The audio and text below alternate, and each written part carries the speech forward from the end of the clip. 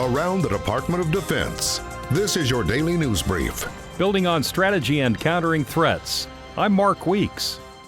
The chairman of the Joint Chiefs of Staff says the United States military is building on the national defense strategy to address the complex threats and problems in the world today, and that Russia and China are among the challenges the U.S. faces. Marine Corps General Joe Dunford told an audience at a Council on Foreign Relations event in Washington that Russia and China have studied the way the U.S. wages war back to Operations Desert Shield and Desert Storm. Both nations have invested in capabilities to counter U.S. advantages. The general said Russian President Vladimir Putin wants his nation to be taken seriously and to be relevant on the world stage, and he sees the Russian military as the vehicle for much of this. General Dunford also said China has reorganized its military and invested heavily in its military capabilities to mirror those of the United States.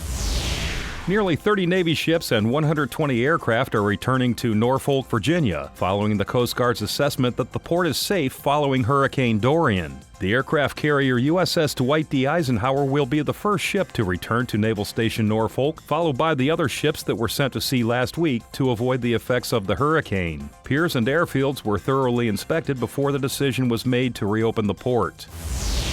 U.S. Army and Indian Army soldiers are training together during exercise UWS-19, a 2-week exercise designed to enhance the relationship between the partners. During the exercise at Joint Base Lewis McChord, Washington, the armies will focus on techniques and tactics against a hybrid threat. They'll also include an expert academic exchange and train on providing humanitarian assistance and disaster relief. This is the 15th annual iteration of the bilateral training exercise. That's your DoD News Brief. I'm Mark Weeks. You can find more stories about your military at defense.gov and by using hashtag KnowYourMil.